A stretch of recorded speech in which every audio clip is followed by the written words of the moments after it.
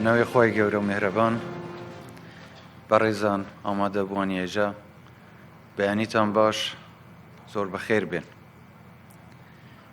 هەفتەیەک پێش ئێستا بەداخەوە بەهۆی بارانبارینێکی زۆر هەروەک باس کرا لێرە زەرەر و زیان بە ئەم کۆمەڵگەیە کەوت و من لە سەردانمدا کە هاتم شتێک زۆر سەرنجی ڕاکێشام. یەکێک لە کوڕە گەنجەکانی دانیشتووی ئەم کۆمەڵگەیە پێی گوتم لە جیاتیەوەی داوای شتێک بۆ خۆی بکە، گوتی ئێمە قوتابخانەمان نییە، ئەگەر بکرێ قوتابخانەیەکمان بۆ بکەن.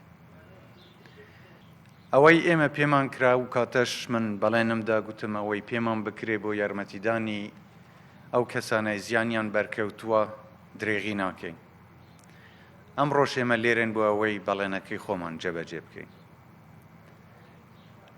هەرەو کاتە من پەیوەندیم کرد بە حکوومەتی فیدرالی عێراق بەڕێز مستەفا کازمی و داوام کرد لە بودجەی تەوارە ئەگەر پێیان بکرێ یارمەتی هەرێم بدەن وەکو مافیا و خەڵکە، بەڵێنی پێداین کە ئەوانش بە بڕێک پارە هاوکاریمان بکەن. بەڵام چاوەڕێی ئەومان نەکرد و هەر لەو کاتە من پارێزگاری هەولێرم ڕاستپارت لەگەڵ وەزیری شارەوانی و بەڕێزانی تری کە معنین بەو مەوزوعە بۆ ئەوەی قەرەبۆی ئەو خەڵکە بخەملێنن و بزانین چیمان پێدەکری بە ئەو یارمەتیان بدەین. بە سوپاسەوە هەموو ئەو بەرپرسە ئیداریانەی کە هەر لەو کاتەوە لەگەڵ خەڵکەکە خەریک بوون و لە پاککردنەوە و لە ڕزگارکردنی گیانی ئەو خەڵکە و دواتر خەملاندنی زەرەر و زیانەکان و پرۆسەی قەرەبۆکردنی خەڵکیش هەر لە سەرەتاوە لەگەڵیاندا بوون. من دەستخۆشیان لێ دەکەم، هیوادارم نمونەتان زۆر بێت. دروستکردنی ئەم قوتابخانەیە بەو شێوەیە بوو کە لەسەر داوای ئەو خەڵکە پێویستە قوتابخانە دروست بکرێ. بەڵام هەر لەو وەختە زۆر لەو دڵسۆزانەی نیشتیمان پەروەر لە کوردستان باسییان کرد و ئامادەی خۆیان پێشاندا کە ئێمەش دەمانەوێ ئەگەر پێویستی بێت یارمەتیتان بدەین. یەکێک لەو بەڕێزانە شێخ فاخر بوو لە گروپی قەیوان کە گوتیان ئێمەش ئەگەر پێویست بێت دەتوانین یارمەتیتان بدەین. ئێمە داوامان کرد بۆ ئەوەی ئەم قوتابخانەیە دروست بکەن. بە سوپاسەوە ئامادەی خۆیان دەربڕی و ئەمڕۆ لێرەین بۆ ئەوەی بەردی بناغەی ئەم قوتابخانەیە دروست بکەین. ئەمە ڕۆحی خۆشەویستی هاوڵاتیان، یارمەتیدانی یەکتر، بەهاناوە هاتن و دروستبوونی بڕوا و متمانەی بینی هاوڵاتی و حکوومەت پیشان دەدات. ئەمە شتێکە کە پێویستە زیاتر کاری لەسەر بکەین بۆ ئەوەی نمونەیەکی جیاوازی حکومڕانی لە کوردستان پێشانی هەموو لایەک بدەین کە حکوومەت لەگەڵ کەرتی تایبەت لەگەڵ هاوڵاتیان ئێمە هەموو بەیەکەوە یەک خەممان هەیە و ئەو خەمەش خەمی نیشتیمان و دانیشتوانی ئەم نیشتیمانەیە. بەیەکەوە هاوکاری یەکتر دەکەین بۆ ئەوەی وڵاتی خۆمان بنیاد بنین و باشتری بکەین. لەم کابینەیە ئێمە زیاتر لە 50 قوتابخانەی نوێ هاتوونەتە خزمەت وەزارەتی پەروەردەوە کە 25,000 قوتابی نوێ لەخۆ دەگرێت.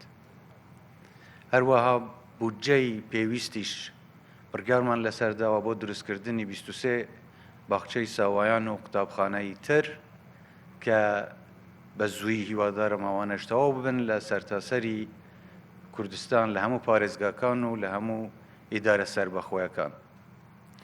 هەر بەو بۆنەیەوەش کە ئێمە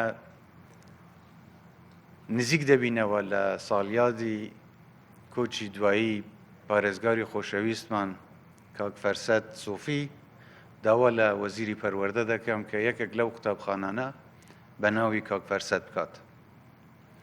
ئەمەش بۆ پیشاندانی سوپاس و تەقدیری هاوڵاتیان و ئەو بەڕێزە جوانە مەرگە و هەروەها بۆ ئەوەی ئێمە وەکو نواندنی وەفایەک با ئەو کەسانەی خزمەتی خەڵکی خۆیان دەکەن پێشانیان بدەین.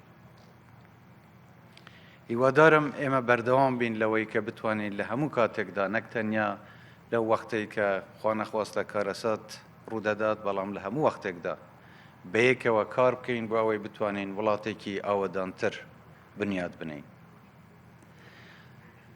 من جارێکی تر سپاسی کۆمپانیای قەیوان دەکەم بۆ ئەم هەڵوێستە جوانەیان و هیوادارم نمونەیان زۆر بێت. هەر بەو بوونەوەش زۆر لە بازرگان و سەرمایەدارانی تریش ئامادەی خۆیان پێشان داوە بۆ ئەوەی هاوکاری حکوومەت بکەن بۆ ڕاپەڕاندنی ئەرکی خۆیان کە پێیان ڕادەست پێدرێت. بەڕێزان، بابەتێکی تر هەبوو من دەمویست لێرە باسی بکەم، ئەویش ئەوەیە کە دوێنێ شەو دیارە هەوڵێکی ترسنۆکانە دراوە بۆ تێرۆرکردنی بەڕێز سەرۆکوەزیرانی عێراق بە فڕۆکەی بێفڕۆکەوان. ئێمە بە تونترین شێوە ئەم هەوڵە ترۆریستیانە سەرکۆنە دەکەین و بە هەموو شێوەیەکیش پشتیوانی خۆمان بۆ بەڕێز مستەفا کاظمی بۆ چەسپاندن و پێشخستنی دیموکراسیەت و سەقامگیری لە وڵاتدا دووپات دەکەینەوە. خۆشەویستان، من وەک هەرجار دەمەوێت جارێکی تریش داکۆکی لە خاڵێ بکەمەوە، ئەویش خاڵی خۆپاراستنە لە پەتای کۆرۆنا. داوا دەکەم بەڕێزان، ئەوانەی تا ئێستا پێیان نەکراوە یان ئامادە نەبوون بڕۆن بۆ ئەوەی ڤاکسینی کۆرۆنا وەربگرن بۆ ئەوەی خۆیان بپارێزن و کەسوکاریان پارێزن.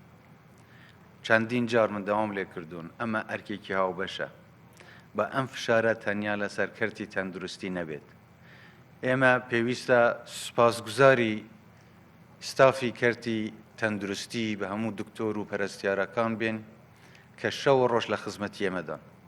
بەڵام بۆ سوکردنی ئەرکی ئەوان ئێمە خۆمان دەتوانین بە کوتانی خۆمان بە ڤاکسین زیاتر خزمەتی خۆمان بکەین و وڵاتەکەمان بکەین و ئەم بارە قورسە لە سەرشانی ئەوانیش کەم بکەینەوە. داواتان لێ دەکەم ڕەچاوی ڕێنماکانی تەندروستی بن، خۆتان بپارێزن و هیوادارم هەمووتان هەر سەلامەت و سەرکەوتوو بن، کوردستانیشمان هەرەوەتان بێت. زۆر سپاس.